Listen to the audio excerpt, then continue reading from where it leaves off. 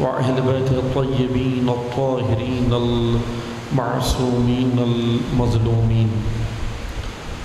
أما بعد، فقال الله تبارك وتعالى في كتابه المجيد وفرقانه الحميد: بسم الله الرحمن الرحيم. إن الدين عند الله الإسلام. صدق الله العلي العظيم. درود پڑھیے محمد والے محمد. اللہم صلی اللہ. تمام مومنین اپنی حفظ و سلامتی کے لیے، مملکت پاکستان کے استحکام کے لیے، مقامات مقدسہ کی حفاظت کے لیے، علماء حق کی حفاظت کے لیے، حاضرین کی شرعی حاجات کی بجاوری کے لیے، بیماروں کی شفا کے لیے، خصوصاً عدیل حیدر اور محمد حاشر جو اس وقت سخت علیل ہیں، ان کی صحت و سلامتی کے لیے، تمام بیماروں کی صحت و سلامتی کے لیے، تمام حاضرین مجلس کی صحت و سلامتی کے لیے، تمام شرعی حاجات کی بجاوری کے لیے، بے گناہ اسیروں کی رہائی کے لیے، ظالمین کی نابودی کے لیے، مظلومین کی شجاعت، استقامت اور کامیابی کے لیے، اور امام عصر کے ظہور میں تعجیل کے لیے ایک بار بلندتر محمدی صلوات پڑھیے.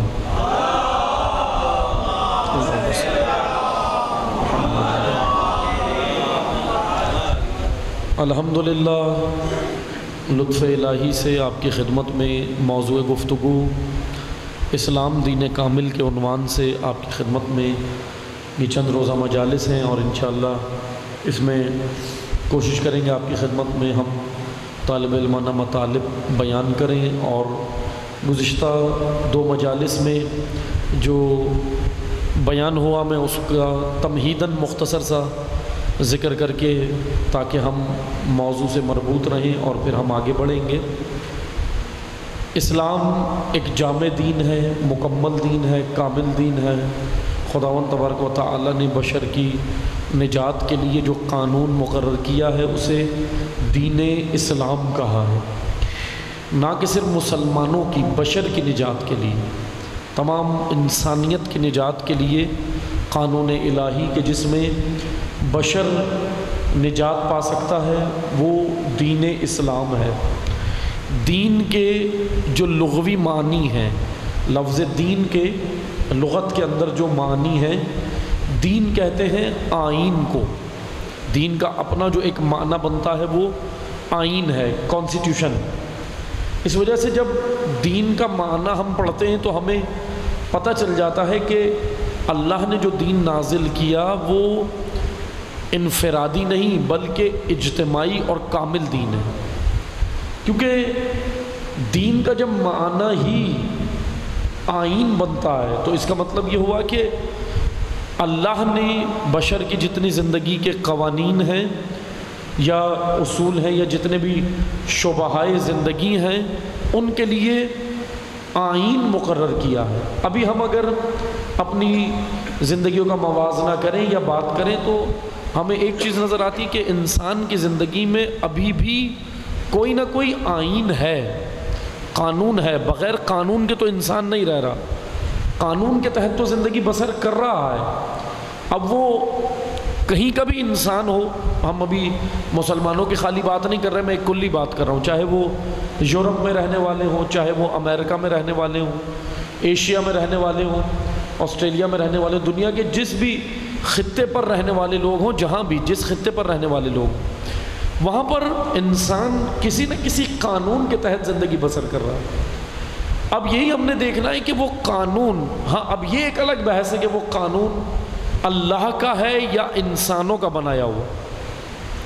جیسا کہ میں نے گزشتہ شب آپ کی خدمت میں بیان کیا تھا، میں اسی کو ابھی کنٹینیو کروں گا تسلسل تاکہ رہے، اور میں رہ گئے تھے جو مطالب پہلے میں اسے پیش کروں. گزشتہ شب میں نے آپ کی خدمت میں جو لوگ موجود تھے انہیں یاد ہے کہ ہم نے بیان کیا تھا کہ اللہ تعالیٰ کا کہنا ہے ان الدین عند اللہ الاسلام، کہ اللہ کے نزدیک اسلام ہے. اب سوال یہ بنتا ہے کہ دوسرے ادیان، اور دوسرے ادیان کا میں نے مختصر سا ذکر کیا تھا کہ سامی مذاہب اور غیر سامی مذاہب. غیر سامی مذاہب وہ تھے جو انسانوں کے ذہن کی اختراع ہیں، لیکن سامی مذاہب وہ ہیں جو اللہ نے انبیاء کے ذریعے سے بھیجے ہیں، انبیاء کے ذریعے سے۔ ان میں اسلام ہے، یہودیت ہے اور عیسائیت ہے، یہ 3 مذاہب۔ اب حضرت آدم سے لے کر حضرت خاتم صلی اللہ علیہ وآلہ وسلم تک، اللہم صلی، حضرت خاتم تک جتنے نبی آئے ہیں، دین کتنے لائے ہیں؟ سوال یہ بنتا ہے، کیا الگ الگ دین تھے؟ آدم الگ دین لائے، حضرت نوح الگ دین لائے، حضرت موسیٰ الگ دین لائے، حضرت عیسیٰ، حضرت ابراہیم، حضرت یوسف، حضرت یعقوب اور پھر پیغمبر اکرم کیا الگ دین لائے؟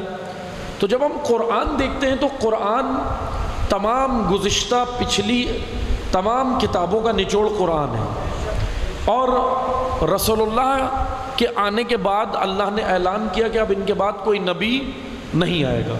ختم نبوت کا اعلان ہو گیا کہ یہ خاتم النبیین ہے، اور ختم نبوت کا اعلان نہیں ہوا، ختم امت کا بھی اعلان ہوا کہ جب اب کوئی نبی نہیں آئے گا تو اب ظاہر سی بات ہے اس نبی کی پھر کوئی امت بھی نہیں آئے گی، یعنی یہ امت بھی آخری ہے اور نبی بھی آخری ہے۔ اور ایک اور چیز ہے، ختم نبوت کا بھی اعلان ہوا، ختم امت کا بھی اعلان ہوا، اور ختم دین کا بھی اعلان ہوا، یعنی شریعت کا بھی اعلان ہو گیا کہ اب دین و شریعت بھی اب اس کے بعد نازل نہیں ہوگی، کیونکہ رسول اللہ کے قلب نورانی پر جو دین آیا وہ آخری دین ہے، اب اس کے بعد کوئی دین نہیں آئے گا۔ یعنی 3 چیزوں کا اعلان ہے قرآن میں، ختم نبوت، ختم امت یا امم، اور ختم دین اسلام۔ جس طرح آپ دیکھتے ہیں نا کہ ہم نے الیوم اکملت لکم دینکم آیت ہے کہ ہم نے دین کو کامل کر دیا ہے اور نعمتوں کو اتمام کر دیا، نعمتیں بھی تمام ہو گئی ہیں، یعنی اب اس کے بعد دین نہیں آنا ہے، نبی نے نہیں آنا ہے۔ لیکن ایک چیز یاد رکھیں، میں ایک نقطہ دیتا چلوں، ختم نبوت کا اعلان ہوا ہے، ختم ہدایت کا اعلان نہیں ہوا۔ نعرہ تکبیر، نعرہ تکبیر، اللہ، نعرہ رسالت، نعرہ رسالت، یا رسول اللہ، ختم ہدایت کا اعلان نہیں ہوا، اسی لیے اب رسول اللہ کے بعد کوئی نبی نہیں آئے گا، لیکن امت کے ہادی ضرور ہوں گے، ہدایت کرنے والے ہوں گے۔ اللہ نے ختم ہدایت کا نہیں کہا کہ اب ہدایت بھی نہیں آئے گی، اب ہدایت بھی کسی کو نہیں ملے گی، ایسا نہیں ہے۔ اسی لیے آپ دیکھ لیں کہ جب حضور اس دنیا سے جا رہے ہیں، حجت الوداع کے آخری خطبے میں اعلان کیا کر رہے ہیں؟ یہ نہیں کہہ رہے کہ میرے بعد نبی علی ہے، نہیں، میرے بعد ولی علی ہے، مولا علی ہے۔ کیوں ہے؟ کیونکہ ہدایت کا سلسلہ جاری رہے گا، ہدایت کا اختتام نہیں ہوگا۔ بس توجہ سے سنیں، دین بھی اب مزید کوئی اور دین نہیں آئے گا، دین اسلام یعنی رسول اللہ کے بعد اب دین آگے دوسرا کوئی نازل نہیں ہونا۔ اب سوال جو میں نے کل آپ کے ذہنوں میں ایک سوال کھڑا کیا تھا اور میں آج اس کا جواب دوں گا کہ آدم سے لے کر خاتم تک انبیاء الگ الگ دین لائے ہیں، تو پھر ہم دیکھتے ہیں کہ نہیں، دین الگ الگ نہیں ہے۔ قرآن کہہ رہا ہے کہ ان الدین عند اللہ الاسلام، یہ جو آیت کہہ رہی ہے نا کہ اللہ کے نزدیک اسلام ہے، تو واقعاً اسلام ہے بس۔ لیکن پھر یہ الگ الگ ہمیں کتابیں نظر آتی ہیں، الگ الگ صفحائے آسمانی نظر آتے، تو میں اس کی ایک مثال کے ذریعے آپ کو وضاحت کرتا ہوں۔ تو یاد رکھیں، دین ایک نصاب ہے، امت کا نصاب، ہدایت کا نصاب ہے۔ اللہ نے جو دین نازل کیا وہ ہدایت کا نصاب ہے، اور ہم سب جتنے بھی انسان ہیں، چاہے وہ آدم علیہ السلام کے دور میں ہو، نوح علیہ السلام کے دور میں ہو، یا آج رسول اللہ کے دور کے ہو یا آج ہو، تمام انسان اس وقت، میں آپ کو مثال کے ذریعے سمجھا رہا ہوں، یہ پورا دنیا ایک کلاس روم ہے، امتحانی کمرہ ہے، تمام انسان اسٹوڈنٹ ہیں، طالب علم ہیں، دین نصاب ہے، اور انبیاء اور ائمہ وہ اساتید اور ٹیچر ہیں جو ہمیں وہ دین پڑھانے آئے ہیں۔ یہ کلاس روم کی طرح ایک سادہ سی مثال ہے کہ تاکہ بچوں اور جوانوں کے آسانی سے سمجھ آئے۔ اب نصاب دین تو ایک ہی ہے، نصاب ہدایت تو ایک ہی ہے، ہاں اب اس کے اندر نصاب ہدایت کے اندر امتوں کے حساب سے وہ نصاب دیا گیا ہے، دین الگ الگ نہیں ہے۔ جیسے آج ہم دیکھیں عیسائیت کی ہمیں جو شکل نظر آتی ہے، میں تھوڑا سا پہلے آج کے موضوع پہ ڈسکس کرتا ہوں۔ آج ہمیں عیسائیت کی جو شکل نظر آتی ہے، عیسائیت کے اندر کتنے فرقے ہیں؟ کئی فرقے ہیں۔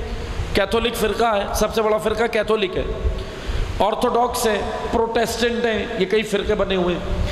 اب اسی طرح ہم یہودیت کو دیکھیں، کیونکہ ہمیں نظر یہ آتا ہے کہ عیسائیت کے اندر تحریفات ہوئی ہیں۔ قرآن نے کہا کہ عیسائیت کے جو علماء تھے انہوں نے کیا کیا؟ انہوں نے حکومتوں کی منشا کی خاطر ظالم و جابر حکمرانوں سے انعامات اور معاوضے اور عہدے لینے کی خاطر دین تبدیل کیا۔ یہ میں نہیں کہہ رہا، یہ قرآنی آیات کا میں مفہوم پیش کر رہا ہوں۔ کیا کس نے؟ یاد رکھیں، ایک چیز یاد رکھیے گا، دین جاہل دین کے اندر تبدیلیاں نہیں کر سکتا۔ جاہل کر سکتا ہے؟ آپ مجھے بتائیں۔ جاہل کر ہی نہیں سکتا، پکڑا جائے گا اگر وہ کچھ کرنے لگے گا۔ لیکن دین کے اندر اگر کوئی تبدیلی کر سکتا ہے تو وہ جاننے والا ہی کرتا ہے، اور جاننے والے کو عالم کہتے ہیں۔ اسی لیے علماء کی دو کیٹیگریز ہیں، ایک علماء حق ہیں اور ایک علماء سو ہیں۔ علماء سو کی پہلی پہچان یہ ہے کہ وہ دین کو جیسا ہے ویسا پیش نہیں کرتے۔ یہ علامت قرآن بتا رہا ہے اور روایات بتا رہی ہیں۔ بس توجہ سے سنیے گا، میں آپ کو کہیں لے کر جاؤں گا، لانا مجھے کربلا تک ہے۔ کربلا جو بپا ہوئی ہے، کیا وجوہات ہیں، لانا مجھے یہاں تک۔ اس لیے آپ نے میرے ساتھ چلنا ہے، اپنے ذہنوں کو آمادہ رکھنا ہے تاکہ ہم یہاں تک آئیں۔ سید الشہداء کے دور تک مجھے آپ کو لانا ہے۔ اب توجہ سے سنیں، اور انشاءاللہ میں کوشش کروں گا کہ ابھی یہ جو ایک دو دن رہ گئے اس میں آپ کو امام حسین کا وہ خطبہ سناؤں جو امام نے منع کے میدان میں دیا، اور وہ خطبہ عام لوگوں کو نہیں دیا، بڑے بڑے بیوروکریٹس اس وقت کے، میں آج کی زبان میں ٹرانسلیٹ کر کے بتا رہا ہوں، بڑے بڑے بیوروکریٹس، حکومتوں کے تھنک ٹینک، بڑی شخصیات، سیلیبریٹیز، علماء، جتنا خواص تھے، خواص عوام نہیں، خواص بڑے طبقات، ان سب کو 59 ہجری 59 ہجری امام نے قیام شروع کیا تھا مدینہ میں 60 ہجری سے، 59 ہجری کربلا سے ایک سال پہلے امام نے ان کو منع کے میدان میں جمع کیا اور وہاں پر وہ خطبہ دیا، اور اس میں ان کو بتایا کہ پہلے علماء کو، ان زعماء کو، ان خواص کو پہلے ان کا مقام بتایا کہ آپ کا مقام کیا ہے، آپ کا روب کیا ہے، آپ کا دبدبہ کیا ہے، آپ نے دین سے یہ سب کچھ بنے ہو، آپ کا اسٹیٹس کیا ہے۔ آپ ان کو ان کا مقام یاد دلایا کہ آپ کا اسٹیٹس کیا ہے، یعنی علماء کو امام حسین نے ان کا اسٹیٹس یاد دلایا ہے، ان کا کھویا ہوا مقام یاد دلایا، اور پھر اس کے بعد امام حسین نے ان کو ذمہ داریاں بھی بتائیں۔ اب خالی اسٹیٹس نہیں کہ اپنا مقام ہی نہیں، وہ مقام جو آپ کو ملا ہے اس کے ساتھ آپ کی ذمہ داریاں کیا ہیں۔ بہرحال وہ میں انشاءاللہ آپ کی خدمت میں پیش کروں گا، لیکن توجہ سے سنیں، عیسائیت کے اندر کیوں تبدیلیاں ہوئیں؟ قرآن کہہ رہا ہے کہ عیسائی علماء نے یہ کام کیا، عوام تو نہیں کر سکتی تحریفات، عوام تو تبدیلی نہیں کر سکتی، عوام تو روایتوں میں عوام رد و بدل کر سکتی، حدیثوں میں نہیں کر سکتی، نہ عوام کو تو سروکار ہی نہیں ہے، نہ پتہ ہے اتنا کہ کیسے ہوتی ہے۔ اب عیسائیت کے اندر آج ہمیں جو عیسائیت نظر آتی ہے، کیا یہ عیسائیت حضرت عیسیٰ کی تعلیمات پر ہے؟ جب ہم اس کا موازنہ کرتے ہیں تعلیمات حضرت عیسیٰ سے، قرآن سے یا ان چیزوں سے، تو پھر ہمیں کوسوں دور نظر آتی ہے، اور پھر تاریخ کہتی ہے کہ تحریفات ہوئی ہیں۔ اسی طرح یہودیت بھی دور ہو گئی، لیکن کیا اسلام کے اندر تحریفات نہیں ہوئی؟ اسلام کے اندر سب سے زیادہ ہوئی ہیں، سب سے زیادہ اسلام کے اندر تحریفات ہوئی ہیں، سب سے زیادہ ہوئی ہیں۔ یہ میں نہیں کہہ رہا، تاریخ کہہ رہی ہے، اتنی تحریفات ہوئی۔ دو طریقے سے تحریفات سمجھتے ہیں نا، تبدیلی، تغیرات، چینج کر دینا، تبدیلی۔ اتنی تحریفات ہوئی اسلامی تعلیمات میں کہ دو طریقوں سے ہوئی، دانستہ اور غیر دانستہ۔ یعنی جان بوجھ کے بھی کی بعض نے، اور بعض نے انجانے میں کر دی ثواب کی خاطر۔ میں آپ کو بتاتا ہوں، چلے مثال دے دیتا ہوں، بات آ گئی ہے۔ ثواب کی خاطر تبدیلی کیسے کی؟ کہ مومن بھائی کی مدد ہو جائے گی، اس نیت سے کی ہے، نیت اچھی ہے نا؟ کسی مومن بھائی کی مدد کے لیے جھوٹ بولنا جائز ہے یا نہیں؟ آپ بتائیں۔ ابھی سب کہیں گے ہاں، لیکن تعلیمات قرآن و اہل بیت کہتی ہیں جب بھی جائز نہیں ہے۔ اللہ اکبر، یہ کون سا دین ہے؟ امام حسین کون سا دین بچا گئے؟ معذرت کے ساتھ وہ دین نہیں جو آج میں شاید جس کو لے کے چل رہا ہوں، کیونکہ میں تو کلچر کو دین سمجھتا ہوں۔ مشکل میرے ساتھ جانتے کیا ہے؟ کہ میں تہذیب کو، ثقافت کو، کلچر کو دین سمجھتا ہوں۔ ابھی بہرحال یہ بڑا ایک خوبصورت موضوع ہے، دین اور کلچر میں جدائی۔ ابھی اگر یہ موضوع میں پڑھنے بیٹھ گیا تو مشکل ہو جائے گی، کیونکہ جب تک عوام آمادہ نہ ہو یہ موضوع پڑھ بھی نہیں سکتے، کیونکہ پھر مشکل ہو جاتی ہے۔ کہتے ہیں کہ بھائی اللہ اکبر، نعرہ تکبیر، نعرہ رسالت، نعرہ رسالت، نعرہ حیدری، نعرہ حیدری۔ بس توجہ سے سنیں، یہ بھی ایک موضوع ہے کہ دین اور کلچر میں جدائی، کہ دین کیا ہے اور کلچر کیا ہے، لیکن بس توجہ سے سنیں، میں جلدی جلدی بیان کروں گا تاکہ اپنے موضوع پہ ہی رہیں، ہم ادھر ادھر نہ جائیں۔ بس توجہ سے سنیں، کیا اسلام میں تحریفات نہیں ہوئی؟ اسلام کا چہرہ بھی بدل دیا گیا۔ اگر اسلام میں تحریفات نہیں ہوتی تو کربلا نہیں ہوتی۔ کربلا کیوں ہوتی پھر؟ آج آپ بیٹھ کر امام حسین کا یہ غم اور ان کی یاد کیوں منا رہے ہوتے؟ پھر امام حسین، کیا اسلام کا اگر نقشہ بدل دیا نہ بدلا جاتا امام حسین اٹھتے؟ اگر اسلام میں تحریفات نہیں ہوتی تو رسول کا جانشین 25 سال کیوں حق سے محروم رہتا؟ لبیک یا حسین، لبیک یا حسین، امیر المومنین 25 سال کیوں اپنے حق سے محروم ہے؟ حق کس کا تھا آپ مجھے بتائیں؟ امیر المومنین کا تھا نا۔ خود مولا علی نے کہا کہ یہ حق میرا ہے، مجھے مل گیا تو ٹھیک، ورنہ اپنے حق سے دستبردار نہیں ہوگا، اونٹ کے پچھلے حصے پہ بیٹھ کے سفر جاری رکھو۔ تمثیل دیے امام نے، مثال دیے، اونٹ کے پچھلے حصے پر بیٹھ کر۔ اس کا معنی یہ ہے کہ اونٹ کے پچھلے حصے پہ بیٹھ کے سفر دشوار ہوتا ہے۔ کبھی بیٹھ کے دیکھیں آپ، کتنا مشکل ہوتا ہے، اتنے ڈاماڈول ہوں گے کہ گر جائیں گے، بیٹھ ہی نہیں سکتا انسان اونٹ کے پچھلے حصے پہ، اور بہت تکلیف میں ہوتا ہے۔ انسان کی جو بیٹھنے کی ہڈیاں ہیں نا ساری، یہ اس کے اونٹ کے پچھلے حصے پہ بیٹھ کے سفر کر نہیں سکتا، بہت مشکل سے ہوگا، اذیت کے اندر یہ سفر کرے گا وہ۔ اس لیے مولا علی نے کہا نا یہ میرا حق ہے، یہ اقتدار یہ میرا حق تھا۔ رسول اللہ نے غدیر میں اعلان کیا تھا، لیکن میں اب یہ نہ سمجھو میں اگر اسلام کی مدد کر رہا ہوں، میرے جملوں پہ توجہ رکھیے گا، 25 سال مولا علی کسی کی نہیں اسلام کی مدد کر رہے تھے۔ ابھی یہ ذرا کنفیوژن ہے نا، لوگ کہتے ہیں، بعض نکال کے لاتے جی دیکھو مولا نے بھی تو ان کے ساتھ یہ کیا، مولا نے بھی تو فلاں کے ساتھ یہ کیا، فلاں کے ساتھ۔ سوال یہ بنتا ہے کیا علی شخصیات بچا رہے تھے یا اسلام بچا رہے تھے؟ امیر المومنین نے خود کہا نا، اسلام پہ جب آنچ آتی تھی علی کے در پہ آتے تھے یا نہیں؟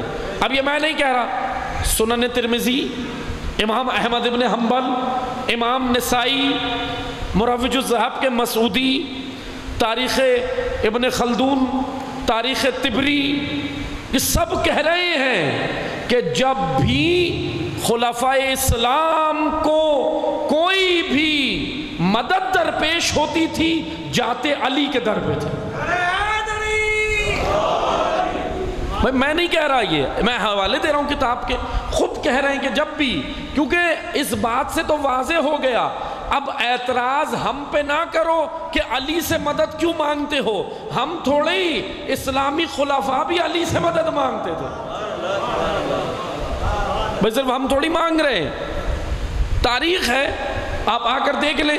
مثلا کیا جملے ہیں آپ کو سب کو یاد ہے نا، واقعہ ایک مشہور واقعہ، چلے میں بتا دیتا ہوں، امیر المومنین کے فضائل میں ایک بڑا مشہور واقعہ ہے۔ حج کے موقع پر ایک مرد اور عورت نے بدفعلی کی تھی احرام میں، اور جناب خلیفہ دوم کا دور تھا، حضرت عمر کا دور تھا، جناب خلیفہ دوم کا، ان کا دور حکومت تھا، اور حج کے موقع پر ایک مرد اور ایک عورت نے غلط کام کیا، بدفعلی کی حج کے موقع پر۔ امیر المومنین نے اس مرد کو تھپڑ مارا، علی علیہ السلام نے، روایت میں کہ علی علیہ السلام نے اس کے زوردار تھپڑ لگا دیا، اس کو سزا دی کہ تم یہ حج کے موقع پر بھی ان حرکتوں سے باز نہیں آ رہے، ایسے موقع پر علی علیہ السلام نے اس کے تھپڑ مار دیا۔ اب یہ چپ تو ہو گیا لیکن دل میں خلش تھی، ناراض ہو گیا کہ علی نے مجھے مارا ہے۔ بہرحال اس وقت تو چپ ہو گیا، پھر جب واپس مدینہ آئے، حج ختم ہو گیا، مدینہ آئے، حج کے جو مناسک تھے وہ ختم ہوئے، مدینہ آئے۔ اب مدینہ میں یہ جناب خلیفہ دوم حضرت عمر کے پاس گیا، خلیفۃ المسلمین کے پاس گیا اور کہنے لگا کہ اے خلیفہ وقت، میں آپ کے پاس ایک شکایت لایا ہوں۔ کہا کہ کیا شکایت ہے؟ اس نے بتایا، کہنے لگا حج کے موقع پر ایسے ایسے ہوا تھا۔ کہا کیا ہوا تھا؟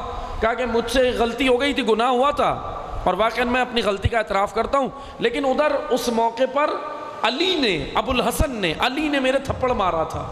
تو جناب خلیفہ دوم کے جملے تاریخ کی کئی کتابوں میں نقل ہوئے، انہوں نے کہا، حضرت عمر نے کہا کہ اے بھائی بتا میں کیا کروں، تجھے اللہ کی آنکھ نے دیکھا، اللہ کے ہاتھ نے مارا ہے۔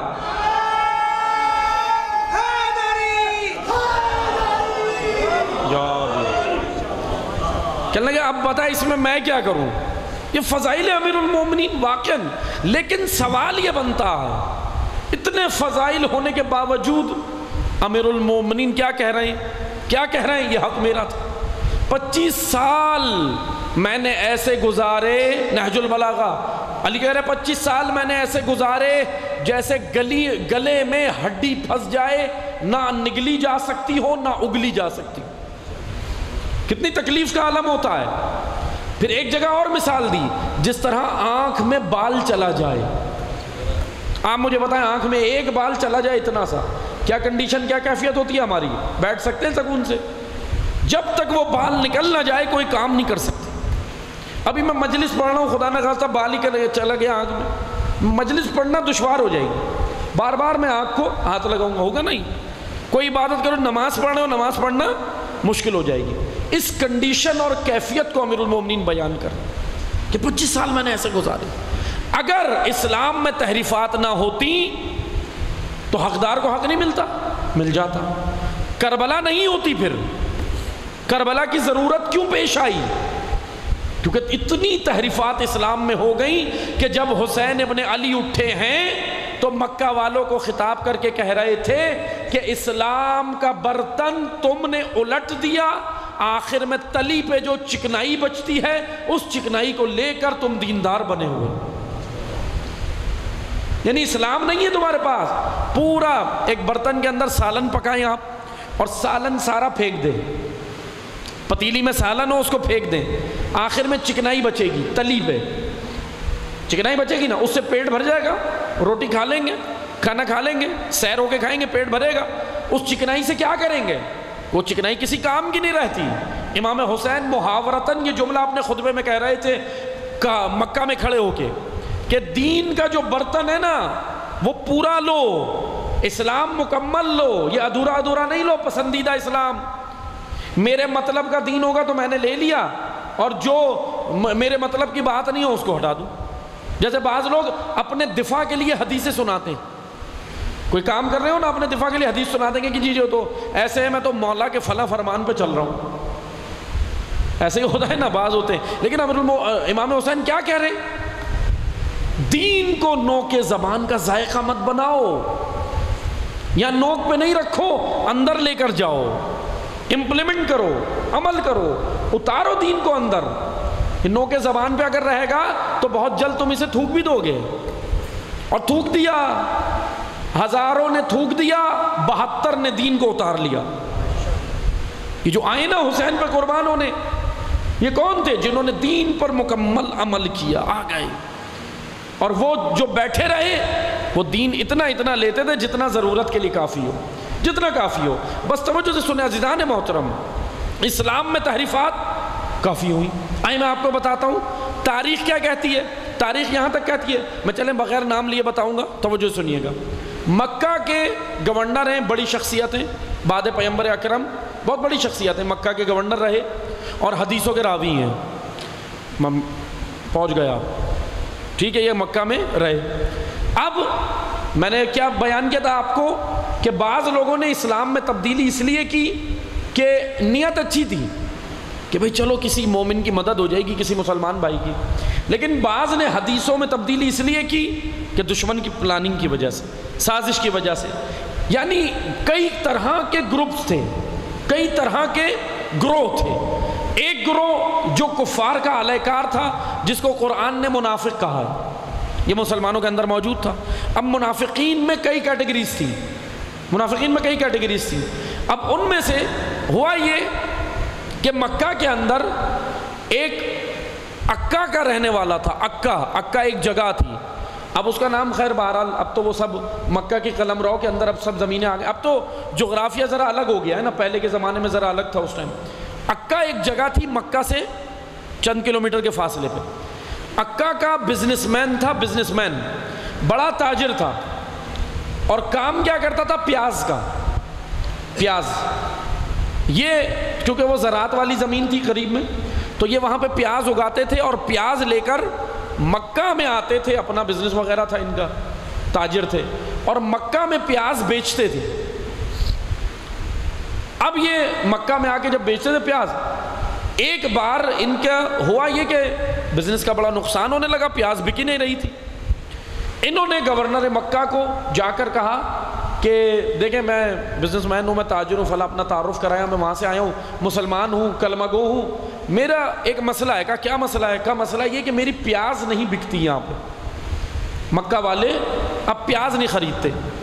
تو کہنے لگے کہ ٹھیک ہے، اور اگر یہ نہیں بکے گی تو مشکل یہ ہوگی کہ پیاز تو سڑ جاتی ہے، خراب ہو جاتی ہے، اس لیے مجھے یہ اسٹاک اپنا جو بھی اس وقت کا اسٹاک اور مال تھا یہ ختم کرنا ہے۔ کہنے لگے بھائی ختم کرنا ہے۔ انہوں نے بولا ٹھیک ہے چلیں، آپ کی مشکل حل ہو جائے گی، اور کل آپ جمعے کے خطبے میں آئیے گا، کیونکہ یہ گورنر مکہ بھی تھے، جمعے کا خطبہ بھی دیتے تھے، راویان حدیث بھی ہیں، حدیثیں بھی نقل ہوئی ان سے۔ یہ گئے، خطبہ دیا انہوں نے، اور خطبے میں ایک حدیث پیغمبر اکرم کے نام سے گڑی تھی، نہیں حدیث، لیکن پیغمبر اکرم کے نام سے انہوں نے گڑی۔ اور جب ان سے پوچھا کہ آپ نے یہ حدیث کیوں گڑی، تو کہنے لگے میں نے مسلمان بھائی کی مدد کے لیے نیک کام کیا ہے میں نے۔ اب بہرحال انہوں نے کیا کہا، یہ کہنے لگے کہ انہوں نے یہ حدیث گڑی اور کہنے لگے کہ پیغمبر اکرم نے فرمایا۔ اب حدیث نہیں ہے، ابھی کب سب آپ بھی جو ہے وہ یہ سوچنے لگے کہ شاید یہ کوئی حدیث ہے، کیا ہے، حدیث نہیں ہے۔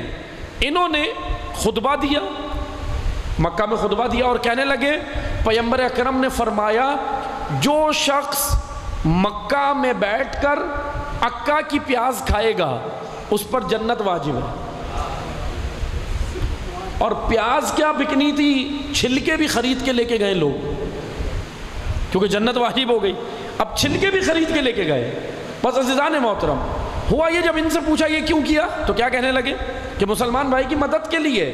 بھئی تھوڑا اگر جھوٹ بول دیا تو کیا ہے، ایک مومن بھائی کا فائدہ ہو جائے گا، مسلمان بھائی کا فائدہ ہو جائے گا، بس آپ توجہ کریں۔ انہوں نے تو چلیں، اب خدا جانے کیا نیت تھی ان کی، واقعاً یہی نیت تھی، خدا جانے، انہوں نے تو مدد کر دی، اس کا ٹیمپریری عارضی طور پہ اس کا سارا مال بک گیا، اس کا فائدہ ہو گیا، رسول اللہ کے نام سے انہوں نے حدیث گڑھ دی اور اس کا فائدہ ہو گیا۔ لیکن آج بھی یہ حدیث کتابوں کی زینت بن گئی۔ نعرہ تکبیر، نعرہ تکبیر، نعرہ رسالت، نعرہ رسالت، یا رسول اللہ، نعرہ حیدری، حیدری۔ بس توجہ سے سنیں، یہ ایک نمونے کے طور پہ میں نے پیش کیا ہے آپ کو کہ یہ ایک روایت میں نے بتائی ہے کہ کس طرح اسلام کے اندر چیزیں داخل کی گئی ہیں رسول اللہ کے نام سے، ائمہ کے نام سے۔ میں ایک اور حدیث بتا دیتا ہوں آپ کو، اب یہ تو تشیع کے اندر ڈالی، اب یہ حدیث تو تشیع کے اندر ڈالی، کیسے میں آپ کو بتاتا ہوں، یہ آپ ہماری کتابوں میں بھی بعض آ گئی، لیکن ظاہر سی بات ہے علماء نے، محققین نے اس کے اوپر ریسرچ کی اور بتایا کہ بھئی حدیث ضعیف ہے، حدیث کے اوپر مثلا اس کی متن اور سند بھی درست نہیں ہے، بہرحال اس کو رد تو کر دیا، لیکن آئی تو ڈالی تھی۔ کیسے، میں آپ کو مثال دیتا ہوں۔ منصور دوانقی کا نام آپ نے سنا ہے، عباسی خلیفہ ہے، اور چھٹے امام کا قاتل ہے. اس کا پوتا ہے مہدی عباسی. مہدی عباسی اس کا پوتا. یہ جب بادشاہ بنا، خلیفہ وقت بنا، بادشاہ بنا، تو اس کو کبوتر بازی کا بڑا شوق تھا. توجہ سنیے گا، تاریخ ہے. کبوتروں کا بڑا شوق تھا اس کو، پرندوں کا اور کبوتر کا. بہرحال اب عالم دین، اب وہ عالم تھے، یعنی ایسے نہیں تھے ایک عالم، لیکن میں وہی کہوں گا ایسے تھے جو واقعاً پیسوں کی لالچ میں درباروں کے اندر، یا مثلا اسی طرح جیسے جس کو ابھی ہم نے قرآن کی نگاہ سے بتایا کہ علماء حق اور علماء سو، تو علماء سو کی کیٹیگریز میں ان کو شمار کر سکتے. ہوا یہ کہ یہ آئے، انہوں نے دیکھا کہ بادشاہ وقت پرندہ کو بڑا شوقین ہے. اب دیکھیں یہ حدیث کس طرح ڈالی گئی، کہا کہ یہ بڑا شوقین ہے. جب انہوں نے دیکھا نا کہ بادشاہ وقت پرندوں کا بڑا شوقین ہے، انہوں نے بادشاہ کو دیکھا اور پھر اس کے بعد انہوں نے حدیث کے اندر تبدیلی اس طرح کی. کہنے لگے کہ پیغمبر اکرم نے، اچھا حدیث اصل پہلے سن لیں. رسول اللہ نے ایک مقام پہ فرمایا تھا، ویسے تو نماز کے لیے متعدد حدیثیں ہیں، بے شمار حدیثیں رسول اللہ نے جو کہی ہیں، لیکن ایک مقام پہ جب صحابہ دوسرے کام کر رہے تھے تو پیغمبر اکرم نے، اور نماز کا وقت فضیلت آ گیا تھا، تو رسول اللہ نے اس وقت فرمایا تھا کہ نہیں ہے کوئی افضل کام الا الصلاۃ، سوائے صلاۃ کے، نماز کی. یہ اس وقت پیغمبر اکرم نے کہا. اب حدیث یہ تھی کہ الا الصلاۃ، آخری جملے کیا ہیں؟ الا الصلاۃ، نماز کی. اب انہوں نے کیا کیا، یہ آئے، انہوں نے دیکھا کہ بادشاہ تو بڑا خوش ہے، پرندے اور یہ، اچھا ان کو ظاہر سی بات ہے کہنے لگے میں بادشاہ کو خوش کروں گا، انعامات ملیں گے، عہدہ ملے گا، منصب ملے گا. انہوں نے حدیث یہ سنائی کہ رسول اللہ نے فرمایا معاذ اللہ، انہوں نے کہا رسول اللہ نے فرمایا نہیں ہے کوئی افضل کام الا الطائر، سوائے پرندے بازی کے. طائر کہتے ہیں پرندے کو. صلاۃ کی جگہ آخر میں طائر ڈال دیا حدیث میں. وہ کیا بن گئی؟ نماز کی جگہ طائر، پرندے بازی کے. بس عزیزان محترم توجہ سے سنیں، یہ میں نے نمونے کے طور پہ، مثال کے طور پہ آپ کو صرف دو چیزیں بتائیں ہیں، ورنہ تاریخ میں ایسے کئی واقعات ہیں کہ کس طرح اسلام میں تحریفات ہوئی، کس طرح اسلام میں تبدیلیاں ہوئی. لیکن آئیں، اب اسلام میں تحریفات تو ہو رہی تھی، لیکن اللہ نے ہدایت کا سلسلہ ختم نہیں کیا تھا. نبوت کا سلسلہ ختم ہوا رسول اللہ پہ، ہدایت کا سلسلہ نہیں ہوا. اب جیسے بعض کہتے ہیں بھائی کیا ضرورت تھی 12 امام بنانے کی، آپ نے جو بنا لیا، ہم نے تو نہیں بنائے، خدا نے بنائے. اسی وجہ سے کہ رسول اللہ کی آنکھ بند ہوتے ہی اتنی اسلام میں تحریفات ہوئیں، اتنی تبدیلیاں ہوئیں، اتنی حدیثوں کو تبدیل کیا، اتنا روایتوں کو تبدیل کیا کہ آ کے آپ دیکھ لیں کہ امیر المومنین کو اقتدار میں آتے ہی کہنا پڑا کہ دین کا برتن تم نے الٹ دیا ہے. آخر میں چکنائی ہے، تلی پہ لگی ہوئی چکنائی ہے. اور پھر وہی جملہ امام حسین نے مکہ کے اندر کہا، وہی جملہ امام حسین نے کہا. بس یہ المیہ ہے. اسلام کے اندر بھی تبدیلیاں ہوئیں، عیسائیت کے اندر بھی تبدیلیاں ہوئیں، یہودیت کے اندر بھی ہوئیں. اور یہودیت اور عیسائیت میں تو اتنی ہوئی کہ آج ان کی اصل شکل ہی موجود نہیں، اصل شکل ہی موجود نہیں ہے. لیکن الحمدللہ آ کر دیکھیں اسلام کے جو رہبران ہیں، ہادیان دین، انہوں نے یہ تبدیلی اگرچہ ایک طرف سے ہوتی تھی، لیکن ائمہ اثنا عشر ان تبدیلیوں کی روک تھام کرتے تھے، روکتے تھے، روایات اصل پیش کرتے تھے. اسی لیے تشیع کے پاس جو روایات ہیں اس کی سند جا کر رسول اللہ سے ملتی ہے. کیوں ملتی ہے؟ کیونکہ یہ ادھر سے نقل ہوئی، ایک امام نے اپنے جد سے، انہوں نے اپنے جد سے، اور پھر وہ جا کر رسول اللہ سے ملتی. یہ اعزاز ہے تشیع کو کہ آپ کے پاس الحمدللہ ایسی روایات ہیں جو تواتر کے ساتھ ہیں، متواتر ہیں، جو دوسروں نے لے کر ان سے مدد لی ہے. ایسی روایات موجود ہیں. بس توجہ سے سنیں، ایسا مکتب، اتنا خوبصورت مکتب ہے تشیع، لیکن اس کا چہرہ خراب نہیں ہونا چاہیے. تشیع کا چہرہ مکتب کا خراب نہیں ہونا چاہیے. اس کو اسی طرح پیش کیا جائے جیسے ائمہ نے پیش کیا، اسی طرح پیش کیا جائے نا. اسلام ایک کامل دین ہے، جامع دین ہے، آسان دین ہے. نہج البلاغہ میں مولا علی نے کیا کہا؟ الحمدللہ الذی شرع الاسلام فساہل شرائعہ لمن وردا. امام نے کہا اللہ کی حمد ہے، توجہ سے سنیں اسلام کیا ہے، مولا علی نے کہا اللہ کی حمد ہے کہ اس نے اسلام کو اتنا آسان بنایا کہ اس گھاٹ پہ جو داخل ہوگا وہ اس سے استفادہ کر لے گا۔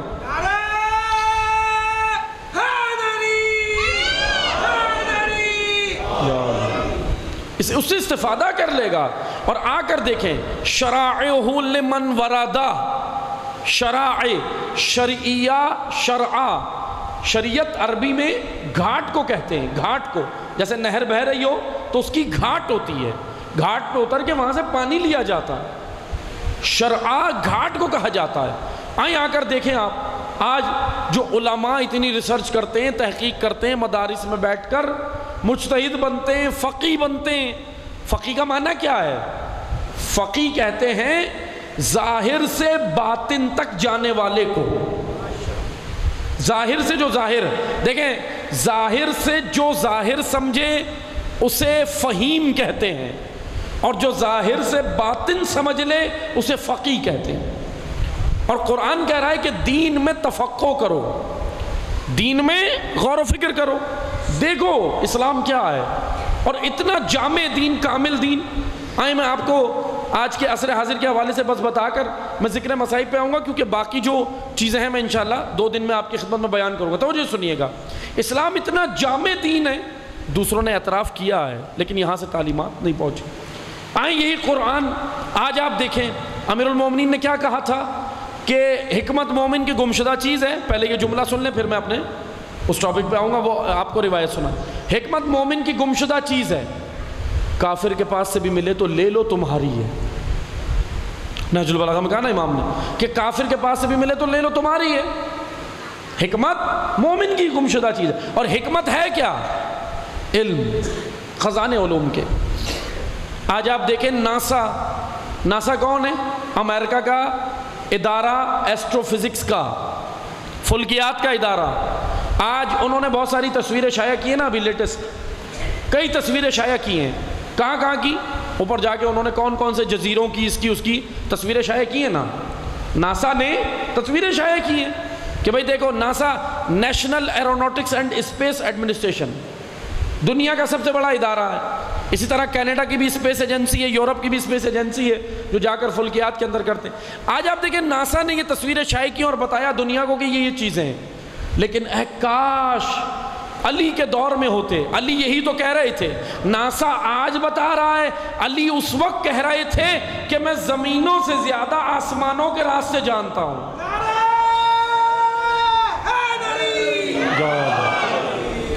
زمینوں سے زیادہ اللہم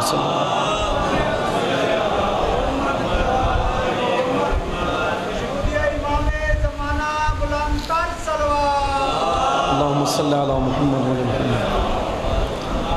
الحمدللہ کافی تعداد میں، لیکن درود اس طرح نہیں پڑھ لے جیسے حق بنتا ہے، اس طرح پڑھیں اللہم صلی اللہ محمد۔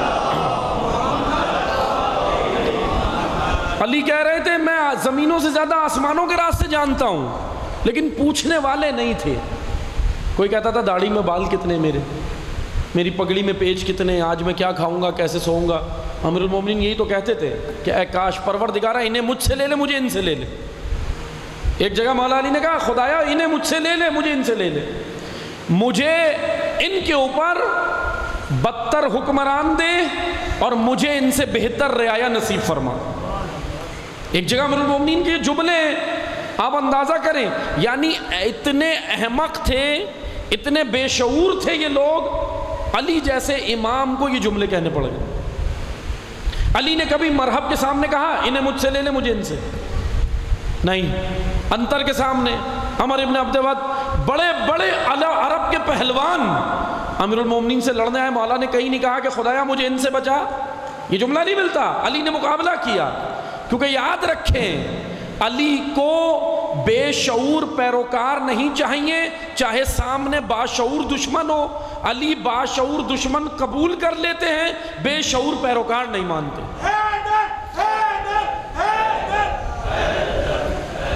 امیر المومنین کو بے شعور نہیں چاہیے، شعور کے ساتھ اطاعت، معرفت کے ساتھ۔ اسی لیے آئیں دیکھیں آج دنیا کہاں پہنچی ہے؟ امیر المومنین یہی کہہ رہے تھے۔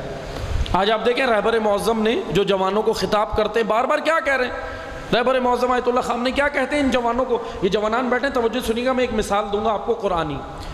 کیا کہتے ہیں رہبر؟ آگے آئیں، علوم کے میدان میں یہ جوانان آگے آئیں، علم کے میدان میں آگے آئیں۔ کون سے علم کے میدان میں؟ اب رہبر سب کو یہ نہیں کہہ رہے آپ سب مدرسے میں چلے جائیں، مولانا بن جائیں، آپ کو یہ نہیں کہا جا رہا۔ علوم کے میدان میں جو آپ یونیورسٹی میں پڑھتے ہیں وہ دینی علوم ہے، دنیاوی نہیں ہے۔ یہ تفریق کس نے کی ہے؟ وہ دنیاوی علوم، یہ دینی علوم۔ دینی علم اور دنیاوی علم کی میں ڈیفینیشن بیان کرتا ہوں دو جملوں میں۔ ہر وہ علم دینی ہے جو اللہ کی خوشنودی اور عوام کی خدمت کے لیے پڑھا جائے، اور ہر وہ علم دنیاوی بن جاتا ہے جو صرف اپنی ذات کے لیے پڑھا جائے۔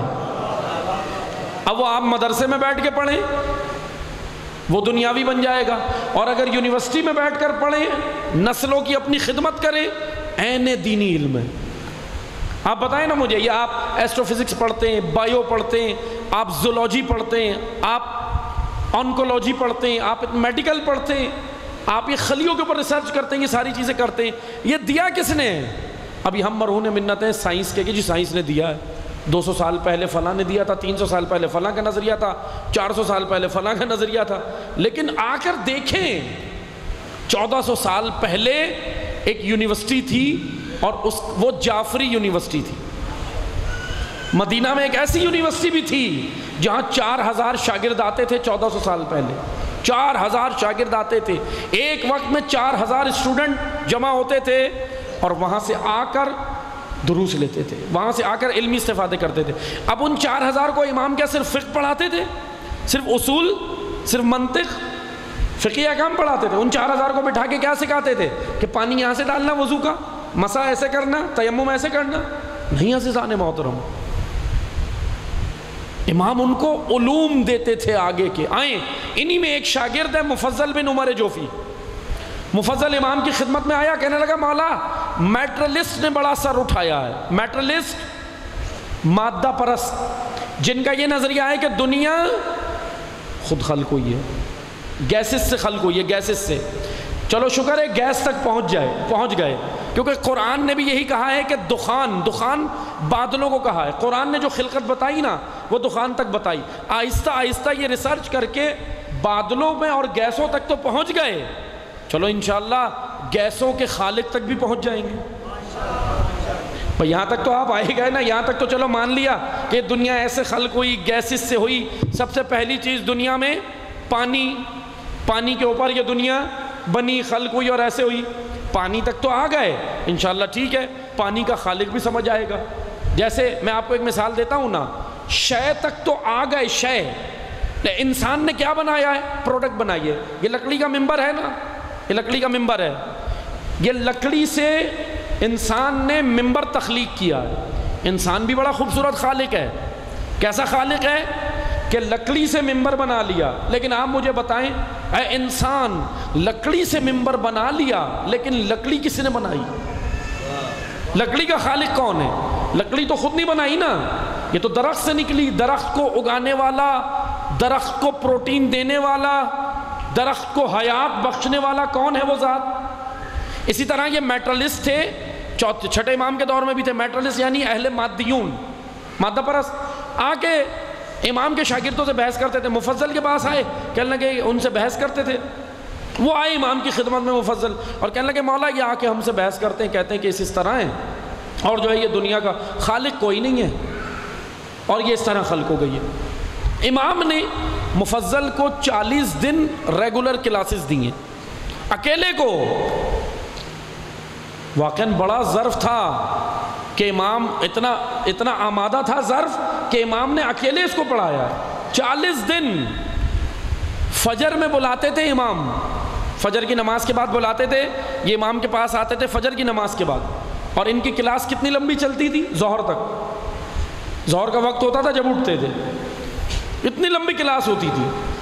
بہرحال آپ پریشان نہیں ہوئیے گا، میں اتنی لمبی نہیں دوں گا کلاس۔ نعرہ تکبیر، نعرہ تکبیر، نعرہ یا رسول اللہ، نعرہ حیدری، حیدری۔ میں اپنا ٹائم پورا لوں گا، آگا کے نعروں کا الگ ہے، بانی مجلس سن لیں، وہ کیلکولیٹ نہیں کریے گا میرے ٹائم میں، ان کے 15 منٹ ہے، 1 گھنٹہ میرا ہے، تو 1.25 گھنٹہ ہو جائے گا، ٹھیک ہے؟ ایک بار درود پڑھے محمد والے محمد، اللہم صلی علی محمد۔ بس توجہ سے سنیں، امام کے پاس یہ آیا، آ کر کہنے لگے، امام نے ان کو فجر سے ظہر تک بٹھاتے تھے، امام نے انہیں پڑھایا کیا؟ ہمارے پاس اتنے علمی خزانے موجود ہیں، اے کاش کے پیش ہوں تاکہ یہ نسل جو ہے اس کے پتہ چلے کہ کتنا خوبصورت ہے دین اسلام، کتنا خوبصورت دین ہے۔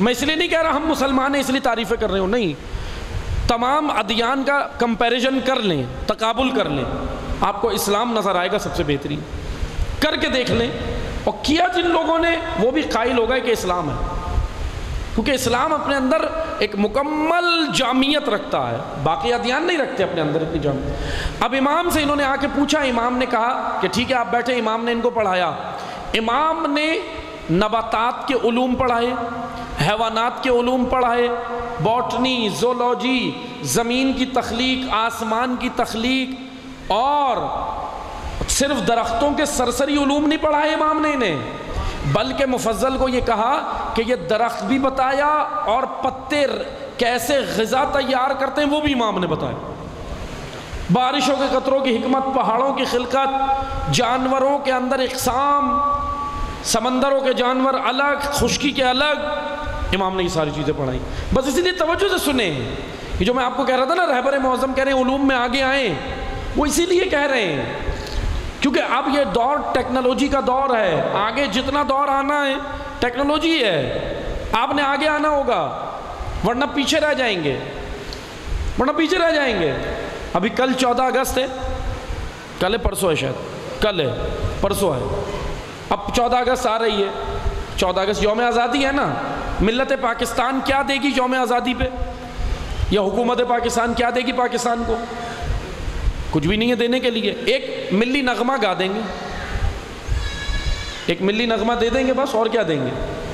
لیکن 15 اگست پڑوس میں ہندوستان کا بھی یوم آزادی ہے، انہوں نے 15 اگست کو الیکٹرک گاڑی لانچ کر لی ہے، اس کو جو ہے وہ ریلیز کیا جائے گا، ٹیکنالوجی دیکھیں آگے، انہوں نے الیکٹرک گاڑی لانچ کی ہے کہ اپنے یوم آزادی پہ ہم وہ تقریب کے اندر وہ رونمائی ہوگی، اور یہاں پر کیا ہوگا رونمائی؟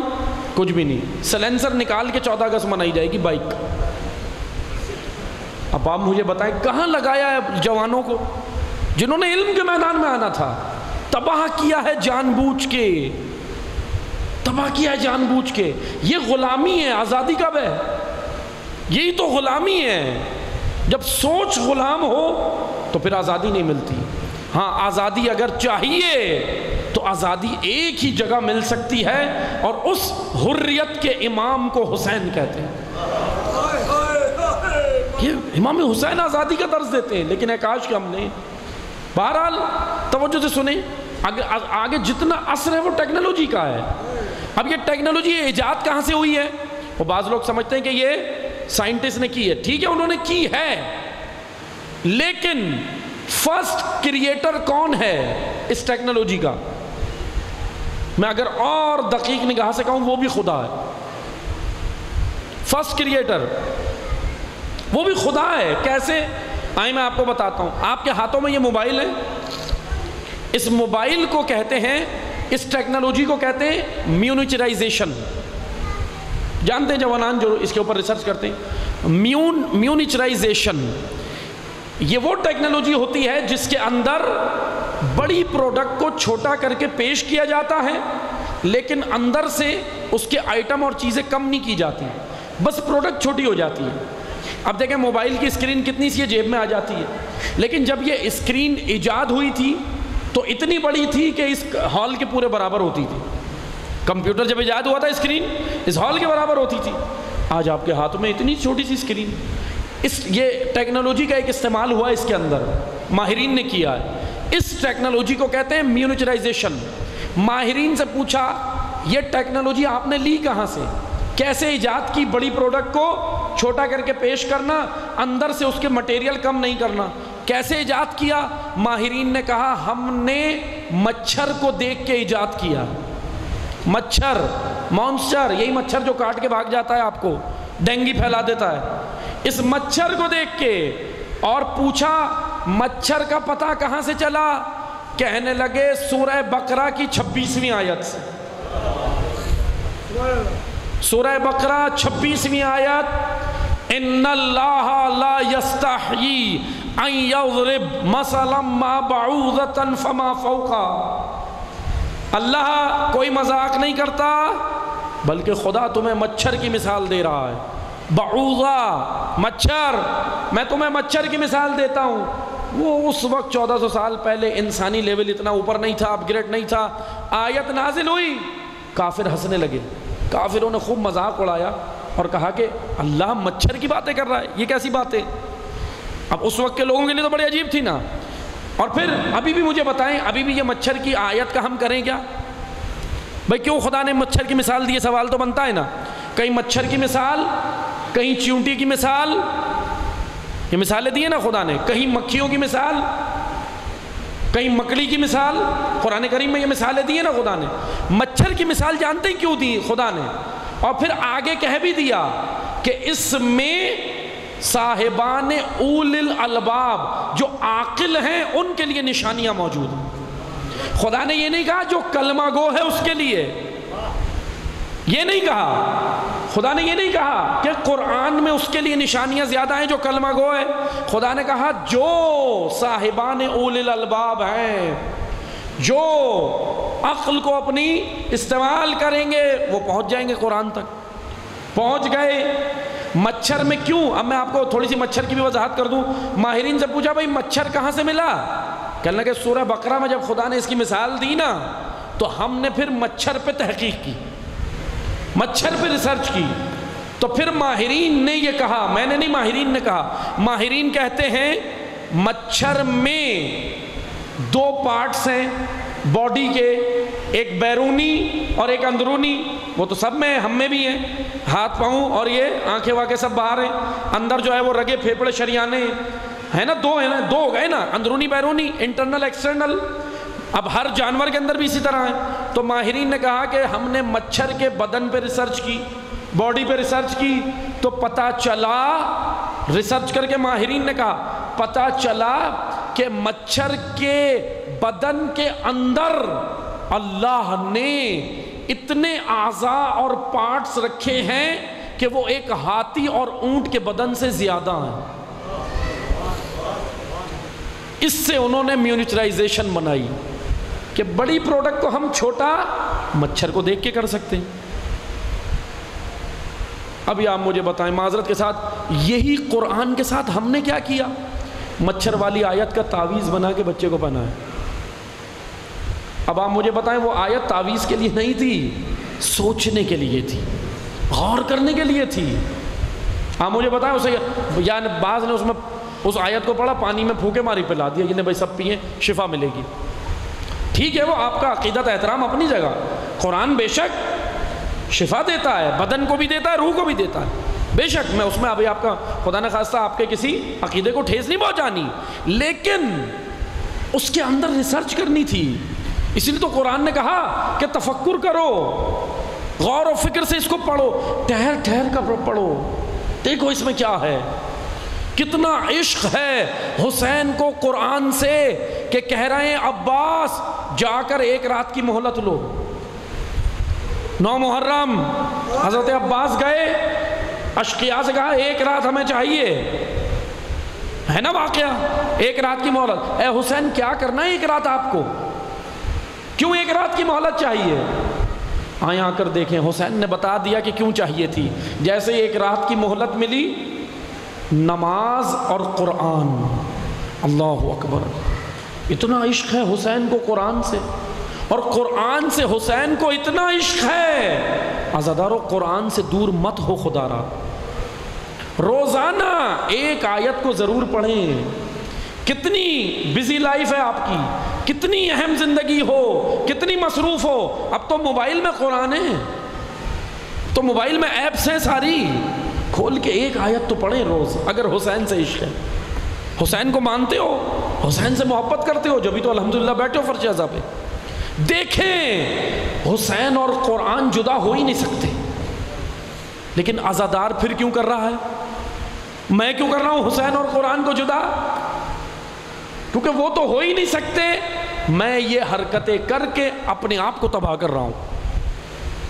اتنا عشق ہے حسین کو قرآن سے کہ شب عاشور رات کا ایک پہر قرآن کے لیے وقف کر دیا۔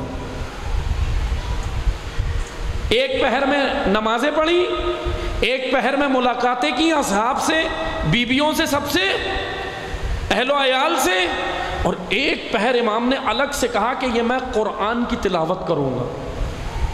اتنا پیار ہے حسین کو قرآن سے، اتنا عشق، اور اتنا عشق ہے حسین کو اللہ کے کلام سے کہ سر کٹ گیا تلاوت نہیں چھوڑی۔ اللہ اکبر، کتنا عشق ہے۔ سر جدا ہو گیا، نیزے کی نوک پہ سورہ کہف کی تلاوت کی۔ بتا دیا حسین نے کہ حسین قاری قرآن ہی نہیں ہے، محافظ قرآن ہے۔ کربلا کیوں ہوئی؟ اسلام میں تحریفات جو ہوئی ہیں، اسلام کا چہرہ جو پلٹا گیا، اور آج ہمیں جو نجات دے سکتا ہے وہ قرآن و اہل بیت ہیں فقط۔ امام حسین عزادارو، رو گے نا، گریہ کرو گے تو روتے ہوئے خدا سے مانگنا کہ خدا مجھے توفیق دے کہ میں قرآن سے ایسے رشتہ جوڑ لوں جیسے حسین کا قرآن سے رشتہ، ہمارا رشتہ پھر قرآن سے دور نہ ہو۔ روزانہ ایک آیت ضرور پڑھیں، ایک آیت ترجمے کے ساتھ پڑھیں، دیکھیں میرا رب مجھ سے کیا کہہ رہا، تاکہ میں حقیقی حسینی بن جاؤں، تاکہ میں حقیقی عزادار بن جاؤں، تاکہ پھر میں مطیع بن جاؤں، اطاعت گزار بن جاؤں۔ کیسا اطاعت گزار؟ کیسا اطاعت گزار سن سکیں گے؟ ایسا مطیع جو کربلا میں سب سے بڑا حسین کا مطیع ہے نا، اس کا نام ابو الفضل العباس، اجرکم اللہ، ابو الفضل العباس۔ ایسا مطیع حسین، ایسا کہ ہر لحظے امام کے ساتھ آئیں، آ کر دیکھیں۔ جب سب کی شہادت ہو چکی، دو جملے سنیے گا بس مصائب کے، جب سب کی شہادت ہو چکی، ابو الفضل عباس امام کے پاس آئے، آ کر کہتے ہیں مولا کیا مجھے بھی اب اجازت ملے گی؟ ابو الفضل کا چہرہ امام نے دیکھا اور کہا عباس تم تو میرے لشکر کے علمدار ہو۔ ابو الفضل کی آنکھوں سے آنسو جاری تھے، کہنے لگے مولا اب وہ لشکر کہاں رہا جس کا میں علمدار؟ لیکن ایک جملہ اور سنو گے، حسین نے عباس کو بعض مقاتل میں ملتا ہے، حسین ابن علی نے جب حضرت عباس کو اجازت دینا چاہی نا، تو اس سے پہلے حسرت بھری نگاہوں سے حسین نے زینب کے خیمے کو دیکھا۔ مجھے نہیں معلوم کیا یاد آیا امام کو، مجھے نہیں معلوم، لیکن شاید امام یہ سوچ رہے ہوں، شاید احتمال ہے، شاید امام یہ سوچ رہے ہوں کہ عباس کے جانے سے ابھی جو بیویوں کی ڈھارس ہے نا وہ ٹوٹ جائے گی۔ اگرچہ لشکر ختم ہو گیا لیکن عباس کے رہنے سے بیویوں میں بڑی ڈھارس، بیویوں میں اتنی ڈھارس تھی کہ ایک دوسرے سے کہتی تھی گھبراؤ نہیں عباس زندہ، گھبراؤ نہیں عباس زندہ۔ زینب کہتی تھی بیویوں کو، بیویوں سب اپنے سب پیاروں پہ گریہ کرو لیکن گھبرانا نہیں، میرا عباس زندہ ہے، میرا عباس موجود ہے۔ لیکن بس عزادارو آئیں آ کر دیکھیں، اب تو نہ عباس رہا نہ علی اکبر رہا، اب شام غریبہ زینب نے خود عباس بن کے سنبھالا، شام غریبہ زینب نے خود علی اکبر بن کے سنبھالا، کاروان حسینی، بچوں کو سنبھالا، بیویوں کو سنبھالا۔ شام غریبہ کی ایک بڑی عجیب اور منفرد روایت ہے، 2 جملوں میں سننا، بس آپ کی زحمت تمام 2 جملوں میں سننا، لیکن ان 2 جملوں میں گریہ دل کھول کے کر لینا، زہرا کو پرسہ دے لینا، کیا روایت ہے؟ جب خیام حسینی جلنے لگے. یہ روایت جانتے ہو کس سے ہے؟ یہ روایت امام حسین کی بڑی بیٹی سے ہے. ان کا نام ہے جناب فاطمہ بنت حسین، جن کو فاطمہ کبریٰ کہتے ہیں. بڑی بیٹی امام حسین کی فاطمہ بنت حسین.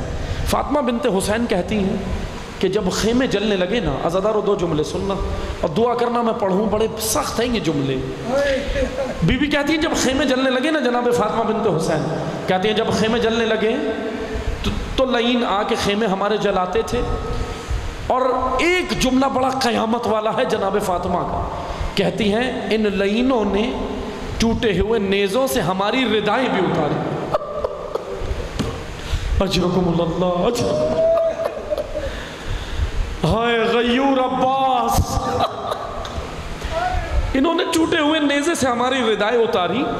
اور بی بی کہتی ہیں فاطمہ بنت حسین کہتی ہیں جب میری ردا چھن گئی، اللہ کہتی جب میری ردا چھن گئی نا، جملے سننا، خود راوی ہے بی بی مقتل میں. کہتی جب میری ردا چھن گئی تو جانتے ہو بی بی نے کیا کیا؟ کہہ رہی ہے میں نے اپنا سر اپنے زانوؤں میں دے کے بیٹھ گئی، منہ چھپا لیا اپنا نیچے اپنے زانوؤں میں، ان دونوں زانوؤں میں میں بیٹھ گئی نیچے زمین پہ اور اپنا سر اپنے زانوں میں دے لیا. ذرا قیامت کے جملے سننا. کہا کہ میں اپنا سر جھکا کے بیٹھ گئی، سر نہیں اٹھاتی تھی. خیمہ جلنے لگے، مجھے تھوڑی دیر میں، ذرا سننا، کہتی مجھے تھوڑی دیر میں پھوپھی اماں کی آواز آئی، زینب کبریٰ کی آواز آئی. آ کر پھوپھی کہتی ہیں بیٹا فاطمہ، امام سجاد کا حکم ہے خیمے سے باہر نکلو. اللہ اکبر، اجرکم اللہ. بی بی کہتی ہیں پھوپھی اماں مجھے کہنے لگی بیٹا فاطمہ، امام سجاد امام وقت کا حکم ہے کہ خیمے میں جل کے نہیں مرنا، باہر نکل جاؤ، خیمے میں نہیں جلنا، باہر آ جاؤ. عزادارو سننا، جناب فاطمہ بنت حسین کہتی ہیں میرا سر زانوؤں میں تھا، میں نے اٹھایا نہیں، ایسے ہی آواز دے کے کہا، رو رہی تھی اور میں نے کہا پھوپھی اماں میں باہر تو آ جاؤں، ایک صرف میری آپ سے خواہش ہے. پھوپھی نے کہا بیٹا بتاؤ کیا کرو؟ کہا پھوپھی اگر ایک ردا مل جائے، اگر ایک چادر مل جائے، ردا مل جائے تو میں باہر آ جاؤں. عزادارو آخری جملے سننا.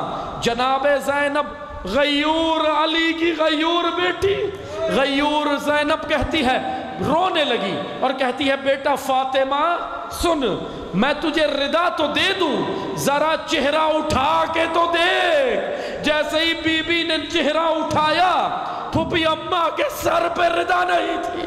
جناب فاطمہ نے ماتم شروع کیا، اے پھوپھی آپ کی ردا بھی چھن گئی. واہ حسرتا واہ حسین، اللہ لعنت اللہ علی القوم الظالمین.